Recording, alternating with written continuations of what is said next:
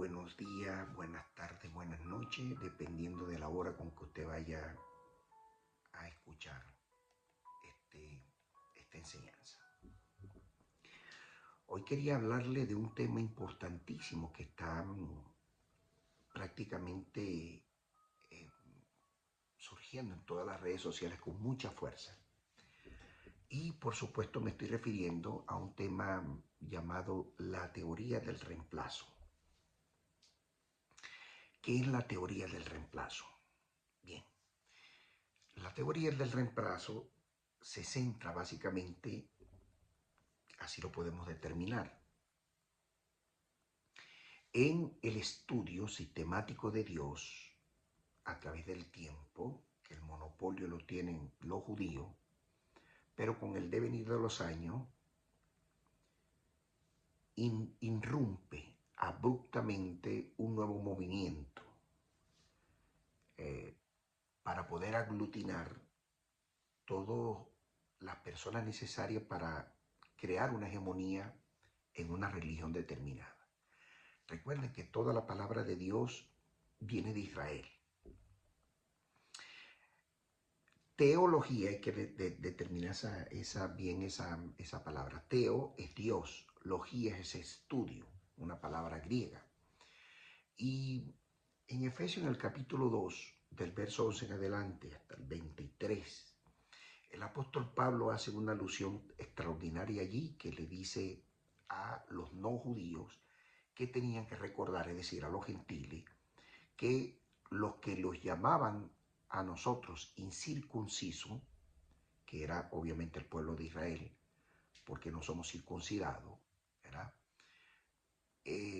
Ahora estábamos circuncidados del corazón por conocer al hombre que nos iba a llevar como intermediario a Dios, es decir, a Yeshua o Jesús, o Yeshua, como dicen en el pueblo de Israel también es su nombre vernáculo. Por eso que el apóstol Pablo dice allí, ustedes antes estaban sin Dios, sin Mesías y sin esperanza. En esta enseñanza, por supuesto, el apóstol Pablo no escribió para nada en todas las cartas exhortativas que salen allí a las otras congregaciones que estaban fuera, una simbiosis entre el pueblo de Israel y el pueblo gentil. Para nada. No relacionó esa simbiosis por una sencilla razón. Porque el pueblo gentil ahora iba a permanecer o a pertenecer a el pueblo de Dios, no como aveladizo, o sea, como extranjero, sino como parte de un todo. Y esa es la razón por la cual en Efesios capítulo 3, del verso 6 en adelante, versos 5, 6, el apóstol Pablo hace esa alusión de carácter personalizada, diciendo que ya no somos un pueblo extraño, un pueblo que no pertenece, por supuesto, al pueblo de Israel, por la añadidura de la misericordia de Dios. ¿Por qué el apóstol Pablo hace esta mención? Bueno, sencillamente porque en el tiempo que el apóstol Pablo enseñaba fuera de Roma, en este caso de la capital de Roma de aquel entonces, Ponto, y eso lo recoge así Hechos de los Apóstoles, cuando un romano, un líder romano, toma la decisión por la conversión masiva que había hacia el judaísmo. La gente no se convertía al cristianismo, muy importante eso. En el tiempo de Pablo, de Jesús, donde está escrita la historia, la gente no se convertía al cristianismo sencillamente porque el cristianismo no existía como hoy lo conocemos. Existía era el judaísmo y la gente buscaba el judaísmo porque le brindaba, entre otras cosas, muchas alternativas de carácter social. Por ejemplo, las normas fitosanitarias que están escritas así en Levítico eran muy demandada por los pueblos porque escuchaba un nuevo concepto, el amar al prójimo, el sostener a la viuda en momentos determinados. Todos esos conceptos innovadores estaban, por supuesto, a la atención del oído del que escuchaba la palabra. Le decía que había un representante del pueblo de Roma, es decir, un emperador llamado Claudio, eso sale en la palabra de Dios, en Hechos de los Apóstoles, donde sacó un edicto expulsando, por supuesto, de Ponto y de sus alrededores a todos los rabinos y a todos los judíos, especialmente a los que estaban haciendo conversión, es decir, a los prosélitos. Inclusive a los justos de la tierra los expulsó a todos porque, entre otras cosas, llegó a pensar que iban a darle un golpe de Estado. Es decir, él esperaba como que se le fuera a presentar, como ya se habían presentado en otras ocasiones, ¿verdad? Con la salida de los celotes a la palestra pública, evidentemente. Se le hubiese presentado una revuelta. Eso era lo que esperaba Claudio en toda forma. Eso lo motivó a sacar un edicto y, obviamente, expulsados, no les quedó otro remedio que, particularmente el apóstol Pablo, salir a enseñar el judaísmo de manera itineraria en los pueblos que ustedes ya conocen, que salen allí en la Biblia. Mucho más adelante, evidentemente, mucho más adelante, en el año 313, otro emperador romano llamado Constantino y un ayudante, una persona que también tenía otra percepción, llamado Licinio, que también era como que parte de la componenda romana. Ambos ayudaron a proclamar un edicto que se llamó Milán, el edicto de Milán de Italia. Recuerda que los romanos son italianos, lo que pasa es que hemos cambiado los nombres al devenir de los años. ¿Con cuál fin? Bueno, el fin era buscar la tolerancia de no más perseguir a los judíos. La persecución era contra los judíos y contra los que se convertían al judaísmo. Decir que había cristianos en esta época es un anacronismo histórico, que ningún historiador serio podía absorberlo, y para predicar la palabra de Dios hay que tener fundamentos bíblicos primeramente, arqueológicos como prueba, y fundamentos históricos. Si usted no tiene estos tres elementos, usted no va a ser escuchado, lo que en consecuencia obliga al predicador, al que está enseñando, al rabino, etcétera, etcétera, o a los predicadores itinerantes, exhibir pruebas documentales que respalden las enseñanzas. Este edicto, y me estoy refiriendo al edicto de Milán, marcó un punto de inflexión en el momento de la historia, porque le puso fin a la persecución judía y nace un nuevo movimiento llamado la Iglesia Católica, que hoy la conocemos como tal, donde por supuesto aglutinó y se separó abruptamente, vuelvo a utilizar esta palabra, del judaísmo, imponiendo que una serie de normativas totalmente extrañas, muy parecidas, por cierto, a la que el judaísmo practicaba. Entre otras cosas, el bautismo, por ejemplo, cuando en el pueblo judío es purificación. Es muy importante aclarar que yo no tengo nada contra la Iglesia Católica. Yo estoy tratando de ser justo en lo que respecta a la historia. Y como historiador, como teólogo, como abogado, yo tengo que acudir, y obviamente como ministro, como teólogo, pues tengo que acudir a escudriñar la historia para poder tener una percepción correcta y poder atrapar a usted sus oídos, porque usted merece respeto, evidentemente. No podemos estar predicando aquí cosas que no están contempladas en la Biblia, porque carecería, por supuesto, de seriedad y, sobre todo, de ciencia del deber. El punto de inflexión de la historia que demarcó, por supuesto, la separación de Israel con relación a la nueva iglesia que surge, que es la Iglesia Católica, evidentemente, abiertamente, estaban ambos en dos sentidos.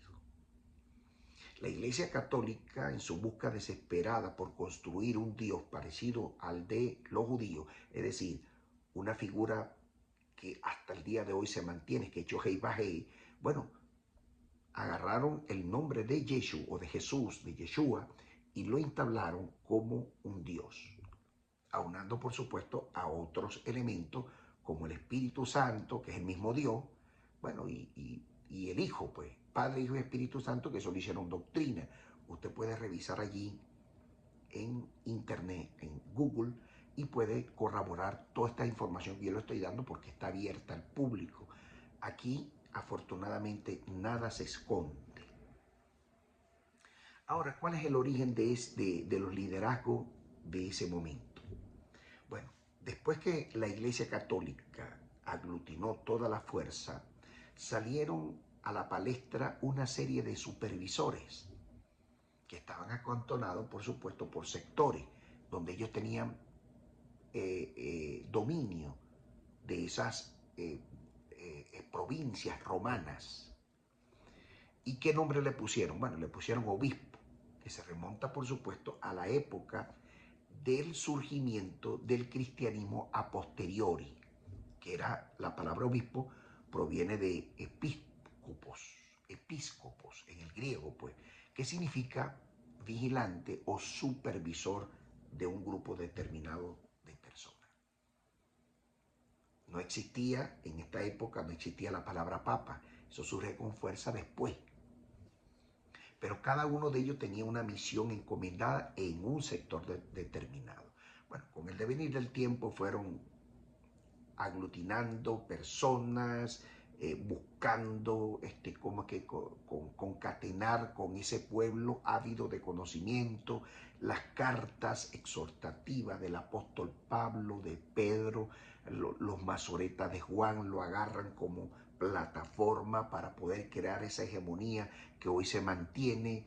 Y entonces, con el devenir de los años, con la reforma de estas cartas, acuñaron dentro de la Biblia la palabra, por supuesto, obispo, que no pertenece para nada a la jerga, al lenguaje de los hebreos, ni tampoco diáconos. No aparecen allí. Aparecen solamente en las Biblias que en el occidente recogemos, que por cierto, todas las Biblias que usted tenga en su mano le pertenecen a la Iglesia Católica porque es la que pueden tener la posibilidad de mandarlas a acuñar. Muchas de ellas son compradas en bibliotecas de corte católico. Otras usted las recibió como regalo, pero sea o no comprada, la Iglesia Católica las mandó a acuñar en su momento. Las mandó a imprimir y fueron repartidas todas en el occidente. En Filipenses, el apóstol Pablo, cuando habla allí, que está registrada 1:1, creo que está por allí más o menos, que habla de obispo, la palabra que va allí está en franca discusión. ¿Por qué? Bueno, porque sencillamente en el tiempo de Jesús, en el tiempo de Pablo, en el tiempo de Pedro, no existía la Iglesia Católica. Y si no existía la Iglesia Católica, evidentemente tampoco existía la palabra obispo. Es una cuestión de lógica y de interpretación. En todo caso, los nombres en colectivo de aquellas personas, de aquellos hombres que predicaban la palabra, y mujeres también, se llamaban los hijos de la luz.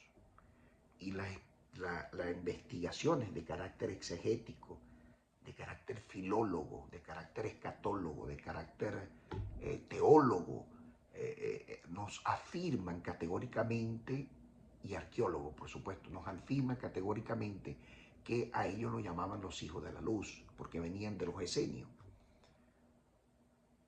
De manera que no existía el cristianismo. ¿Se fija usted cómo las cosas van teniendo sentido?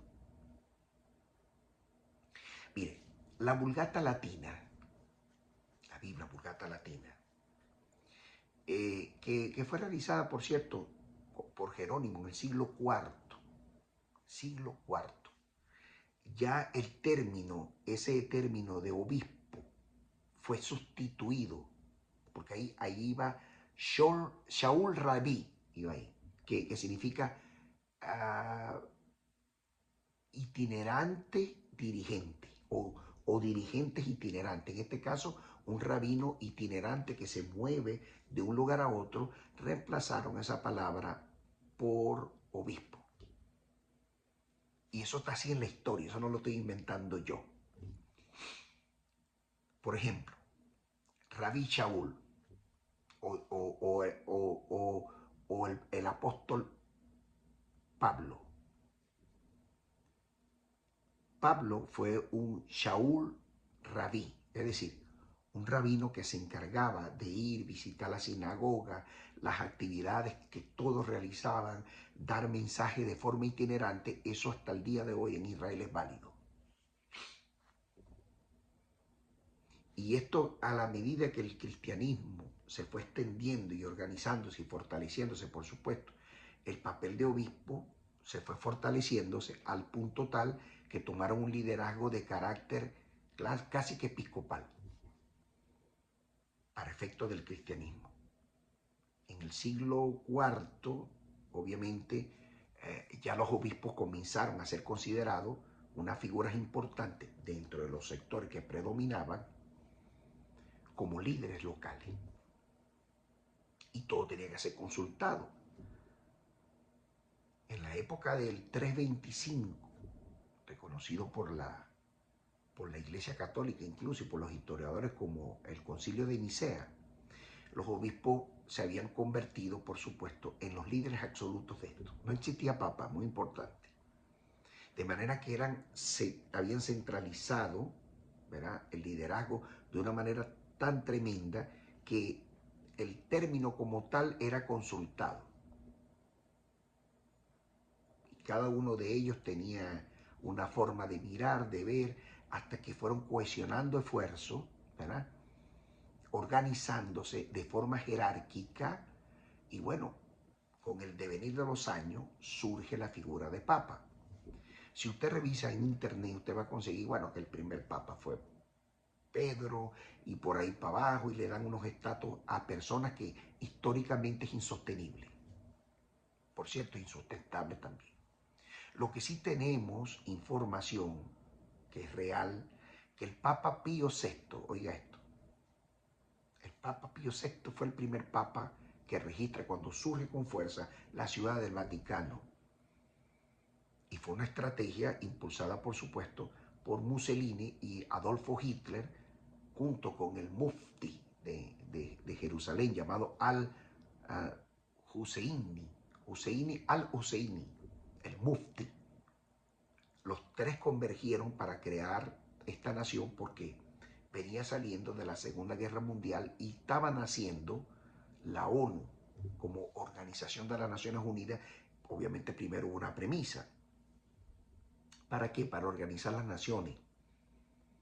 Y este líder fascista llamado Benito Mussolini le convenía que naciera otra nación, un estado dentro de otro estado, a fin de crear un bloque fuerte para el sistema de votaciones en la nueva sede de la ONU. Es complejo y controvertido esto que le estoy diciendo yo, pero usted puede investigar. Eso fue durante la época del 1920 al 30, aproximadamente. En ese espacio donde el mundo estaba en su momento más terrible en lo que las guerras respecta. Por eso nace el Vaticano en 1929. Nace como Estado independiente. Es allí donde entonces empiezan a aglutinar toda la jerarquía y nombran a uno solo como figura vitalicia. Es decir, el Papa, que juega un papel importante dentro de la Iglesia Católica, viene a ser el líder de todo. Obispos, arzobispos y todas las jerarquías que tiene la Iglesia Católica. Cardenales inclusive, que por cierto son los únicos que pueden votar. Le exige el procedimiento una cierta cantidad de años, etcétera, etcétera. Y eligen una figura, por supuesto, que va a gobernar de manera perpetua, es decir, de forma vitalicia, hasta que muera el Estado del Vaticano, un país. De manera que el Papa Francisco es un presidente, si se puede llamar así, o un rey, y que representa a la Iglesia Católica simultáneamente, es decir, juega un papel doble. Así está escrito. De manera que el Vaticano comenzó como Estado independiente en 1929, con el Pacto de Letrán. Allí empieza la figura del Vaticano. Y por supuesto nombran el Vaticano Santa Sede en el Reino de Italia, que Benito Mussolini por supuesto lo manejaba. De manera que Benito Mussolini, como el primer fascista del mundo, impulsa junto con Pío VI el papado, y aparte de eso fundan una nación llamada el Vaticano. En ese año 1922 llegó al poder en Italia Benito Mussolini y estableció un régimen fascista, es decir, con principios, ideología comunista, marxista, leninista, etcétera, etcétera, porque apoyaban, por supuesto, la política de Hitler. Mussolini, el Papa Pío VI, firmaron ese acuerdo, el acuerdo de Letrán, y fundaron la Ciudad del Vaticano como Estado soberano, independiente, que hoy es la representación genuina de ese conglomerado que nació separado del pueblo de Israel con similitudes, llamada hoy la Iglesia Católica. En esa relación que hubo entre Mussolini y el Papa Pío VI, obviamente, como pierde parte de la guerra, iba en franca decadencia Adolfo Hitler, ellos se separan, así cuenta la historia. Entonces Pío busca cómo, a pesar de que participó con el mufti de Jerusalén y Benito Mussolini en la desaparición, oiga bien, está muy cuestionado eso. Históricamente los judíos tienen su forma categórica de decir las cosas, ¿verdad?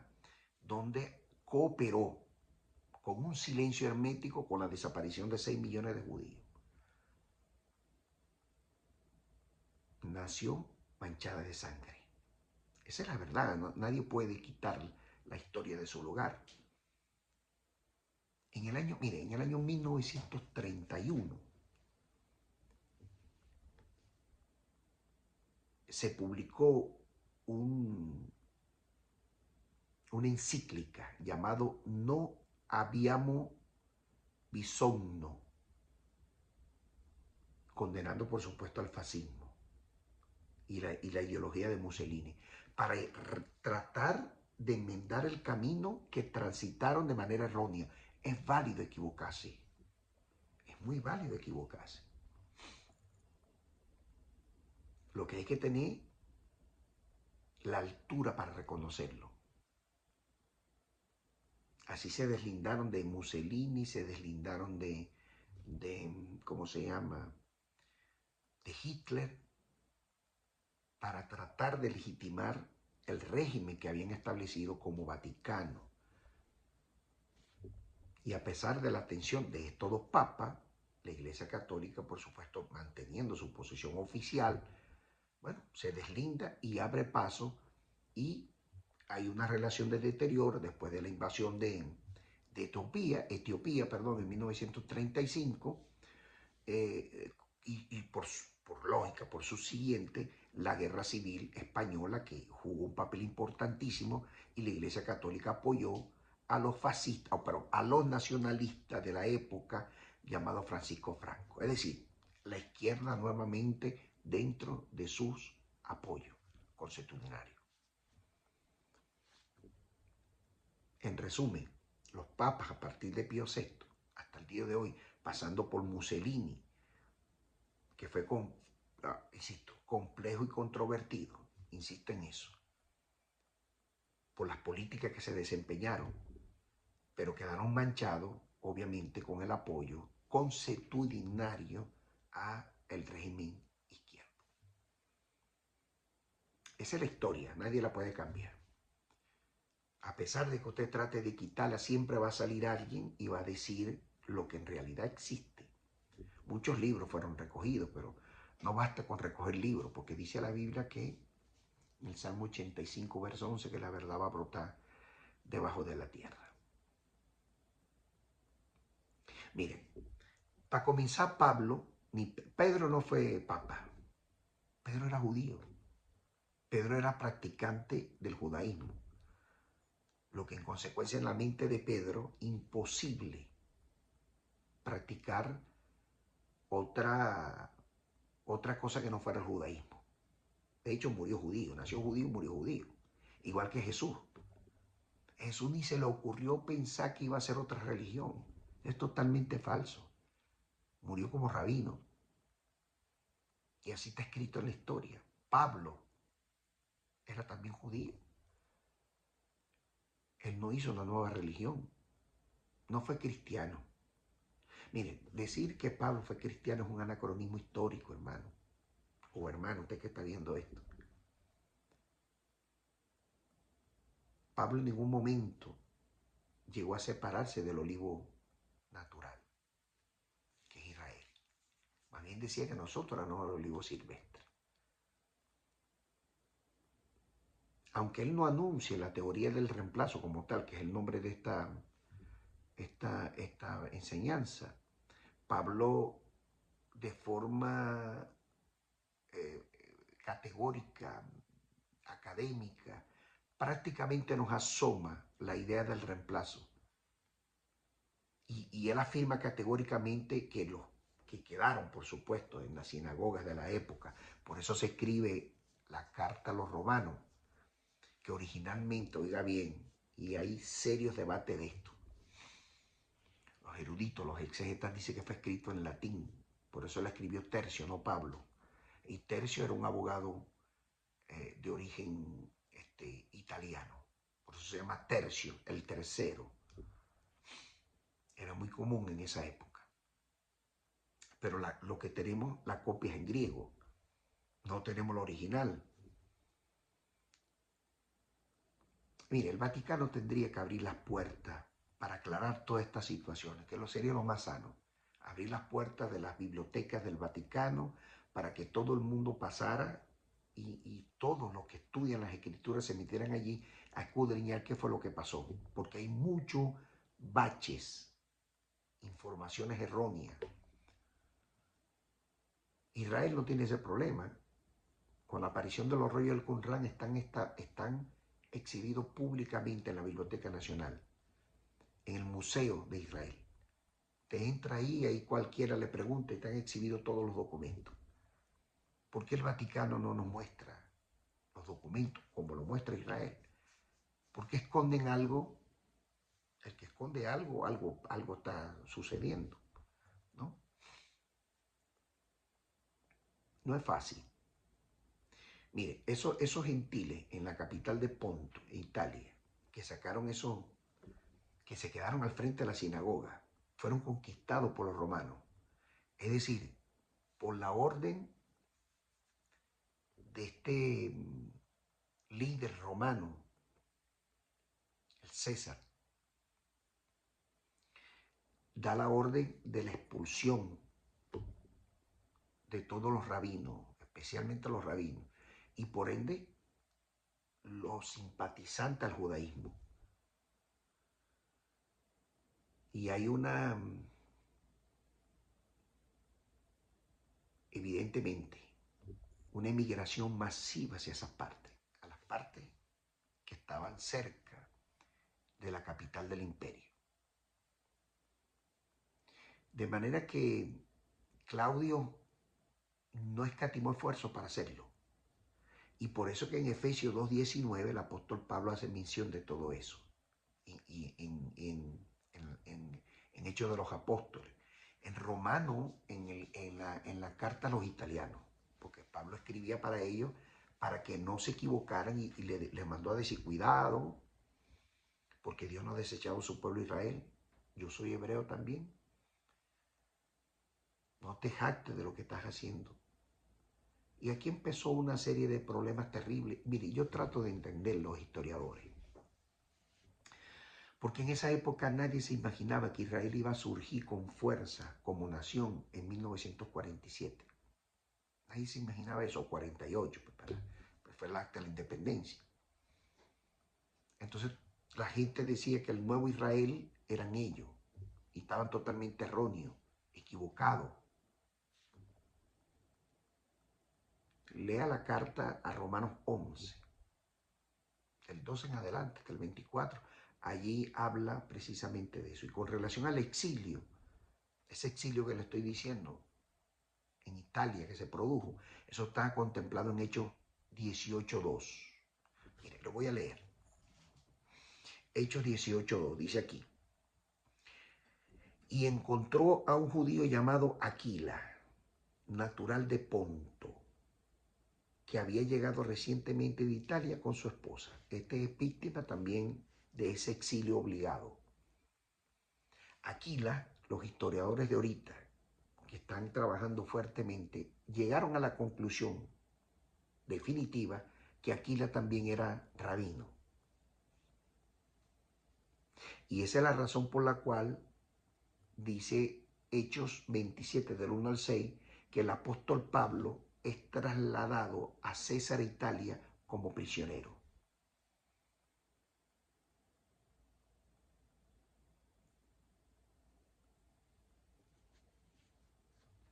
Y el apóstol Pablo en capítulo 1 de los Romanos, carta a los Romanos, del 7 al 15, allí escribe a las sinagogas que están, no las iglesias, en Ponto, que se encuentran en Italia, que quedaron al frente, por supuesto, no judíos, y empezaron a inventar cosas como hoy en día, pues, imitaciones de lo que originalmente tiene la Biblia destacada. En Primera de Pedro 1:1 dice que Pedro, el apóstol de Jesús el Mesías, a los expatriados de la dispensación de Ponto, los que estaban en Galicia, Capadocia, Asia y Bitinia. Al final era lo mismo. Aquí se confirma el exilio obligado por parte de este emperador.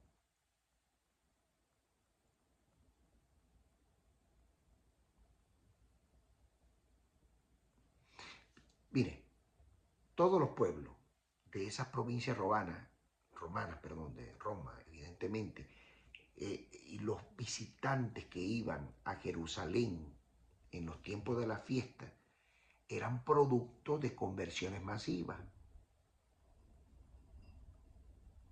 Y cualquier emperador se asustaba.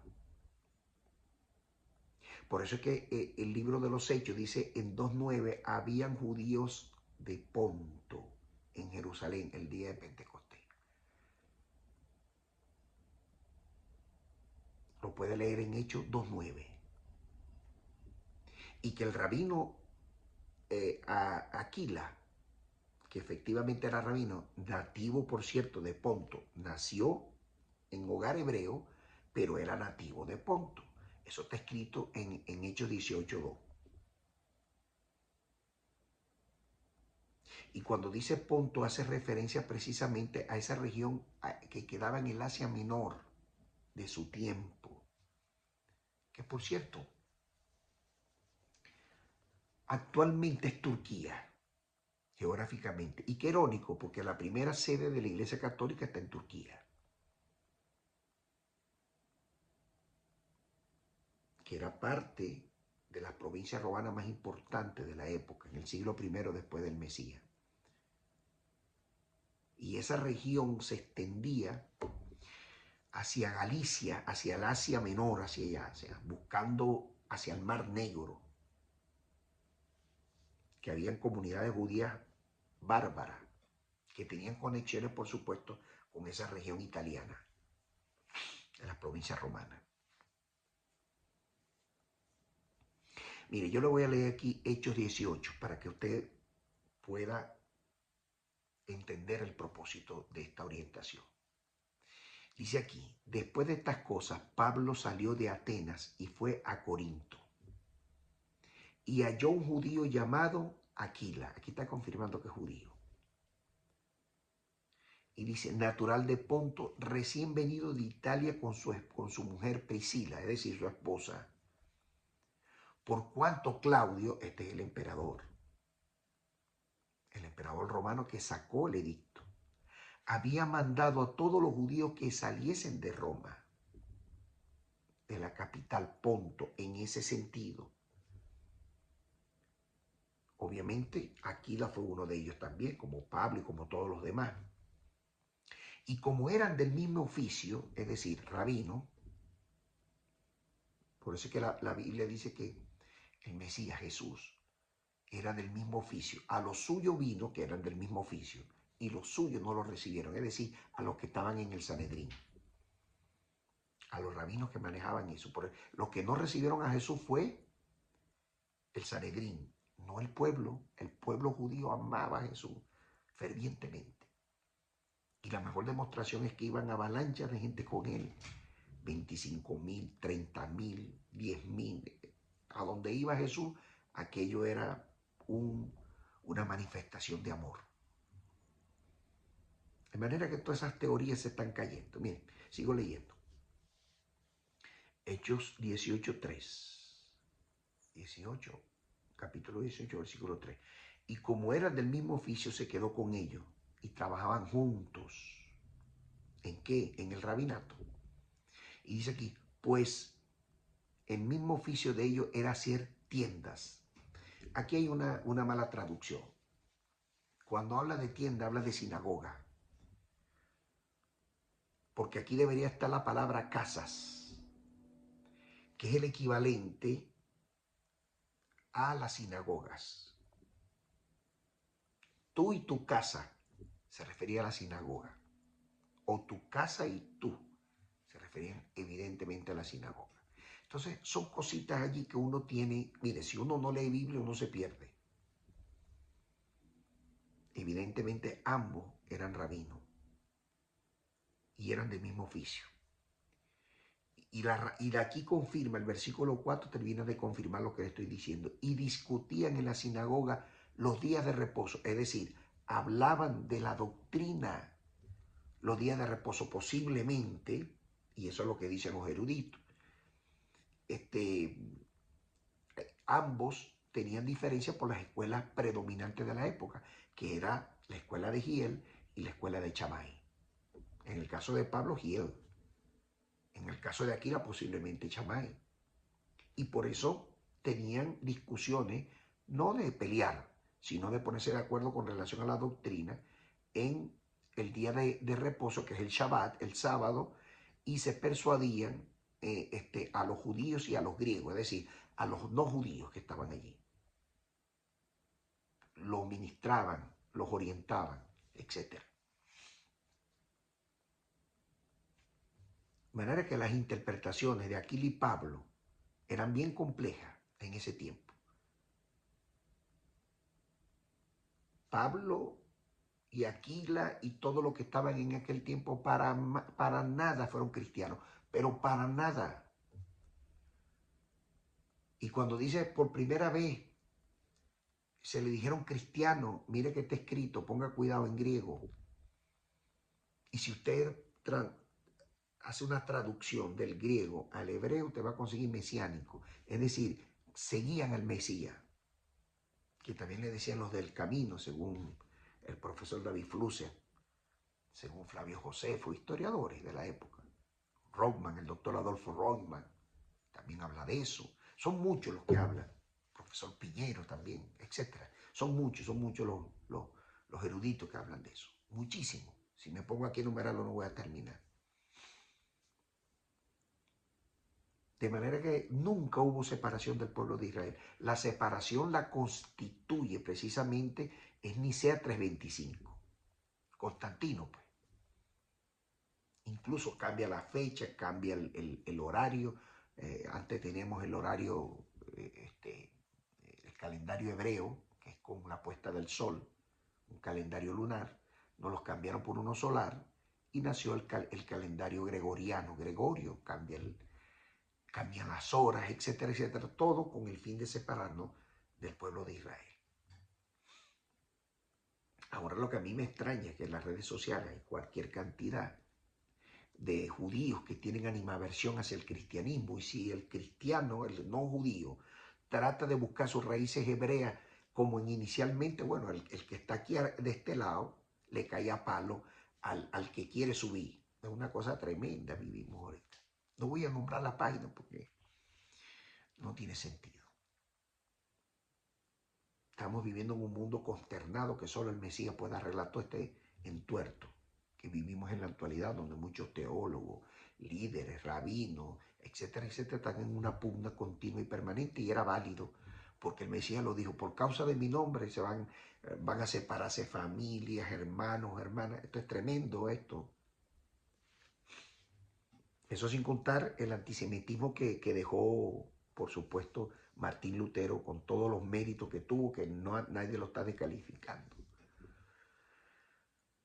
Pero por diferencias marcadas con los judíos, pues estableció unas políticas terribles en contra del pueblo judío que dejó evidentemente marcada diferencia, que lo llevaron a hacer un reemplazamiento franco, dejando prácticamente un libelo de cómo desaparecer a los judíos. Y eso tristemente, teólogos cristianos de la época de él a posteriori, obviamente. Después de él, bueno, defendieron la idea. Por ejemplo, voy a leer algunos teólogos aquí. Orígenes de Alejandría, 185-254 después de Cristo. Fue un teólogo exégeta cristiano que creía que la iglesia había reemplazado al pueblo de Israel, que la iglesia católica había reemplazado al pueblo de Dios. Ojo, y los mandatos que están en Éxodo 20 lo asumieron como que fueran de ellos, cuando eso es para puro los judíos, porque los mandatos para los no judíos están en Génesis, en el capítulo 9 del verso 1 al verso 17. Pero Orígenes de Alejandría asumió eso como una responsabilidad. Y no lo culpo, porque el pueblo de Israel no se veía por ninguna parte. Y muchos de ellos pensaron: no, Dios ha desechado al pueblo de Israel. Por eso la posición firme, categórica del apóstol Pablo, precisamente en la carta a los romanos, que hace categóricamente: mira que Dios no ha desechado a su pueblo de Israel. Eusebio de César, 260-340 después de Cristo. Aparte de ser un historiador extraordinario, teólogo cristiano, defendió la idea también, como su antecesor, que Israel había desaparecido y que en consecuencia la nueva Israel era la Iglesia Católica, como hoy la conocemos. No con los jerarcas que hoy tiene, ¿cómo es que se llaman? Obispo y papa. Eso no existía, eso es nuevo relativamente. Vamos a los teólogos medievales.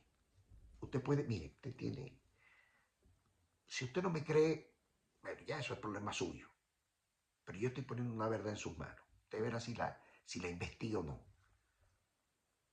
Pero yo no soy irresponsable de venir aquí a sentarme y decirle 4 locuras aquí, porque no es la idea.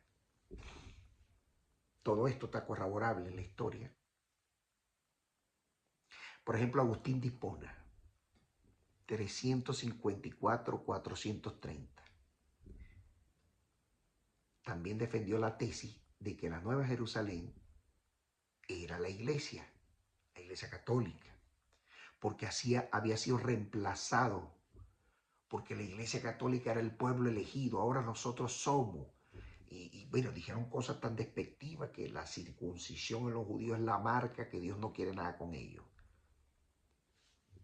Tomás Aquino, o Tomás de Aquino también, un católico, 1225, 1275, 1274, perdón, después de Cristo.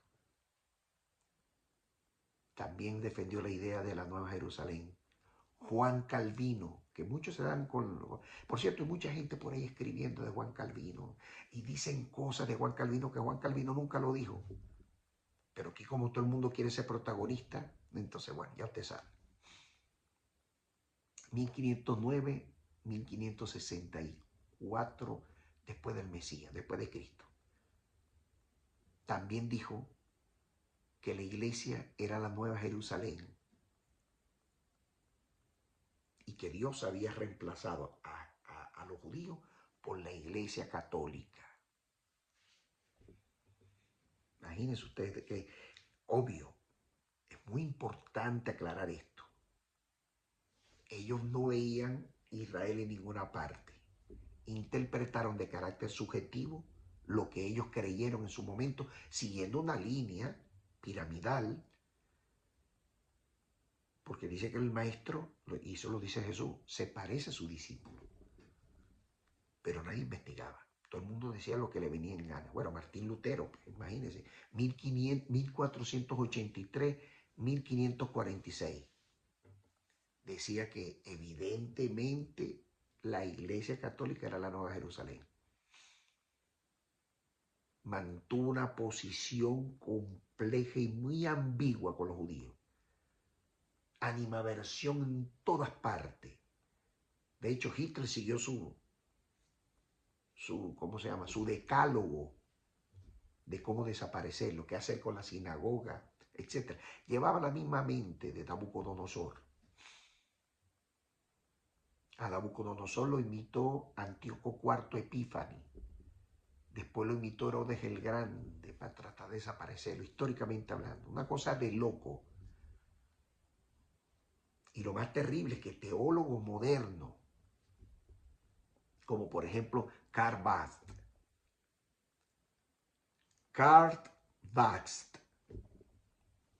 1886-1968.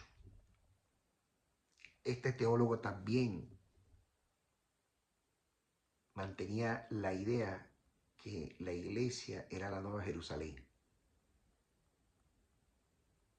Aunque la posición con los judíos era muy respetuosa, pero él terminó sus días diciendo que se había equivocado.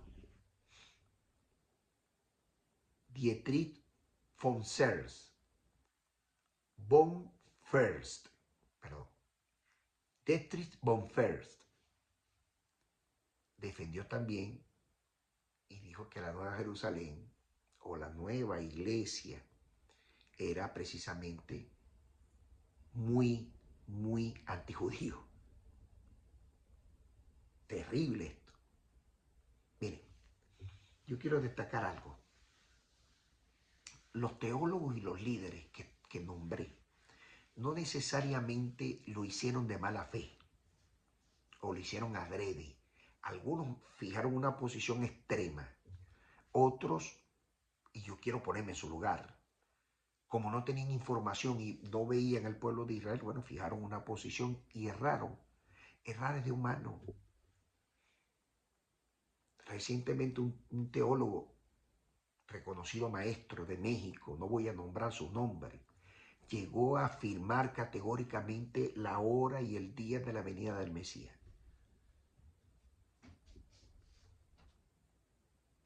Y cuando vio que estaba metido en el callejón de las bofetadas y de los escupitazos, bueno, salió el flote, pidió perdón. Pero no nos podemos equivocar en una cosa. El pueblo de Israel hoy es una realidad. En 1948 Dios arrebata al pueblo de Israel en los norte, sur, este y oeste y los trae a Israel. Se cumple la profecía de los profetas cuando dijeron quiénes son estos que regresan a sus casas como palomas. Ahí sucede el rapto, llamado así el rapto por los estudiosos.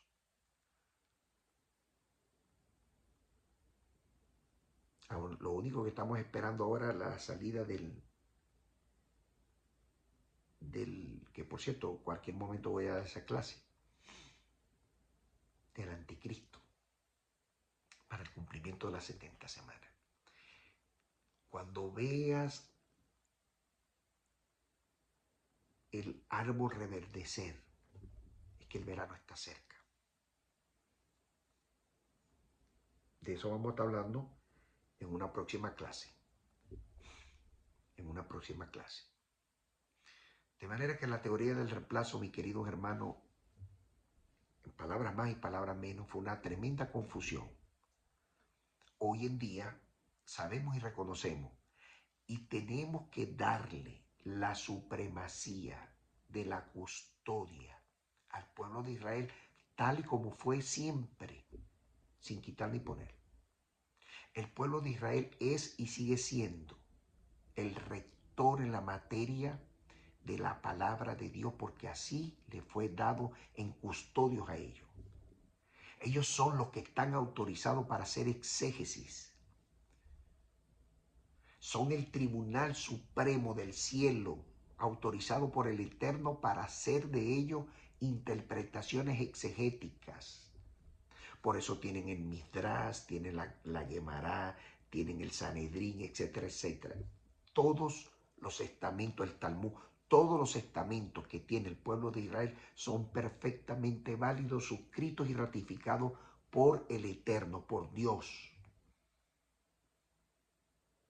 para ellos poder hacer todo este tipo de percepciones. Y muy importante esto, no soy judío, soy cristiano. Pero como dijo el Mesías, al César lo que es del César, a Dios lo que es de Dios. Al pan, pan y al vino, vino, como dijo alguien por allí, de los católicos. Las cosas hay que llamarlas por su nombre. Y en estos tiempos tan difíciles que vivimos, nosotros tenemos que saber diferenciar el azúcar de la sal. Aunque tenga el mismo color a nuestra vista, tienen diferentes sabores. Que la paz del Señor, que sobrepasa todo entendimiento, les alcance a todo el día de hoy. Paz a vosotros.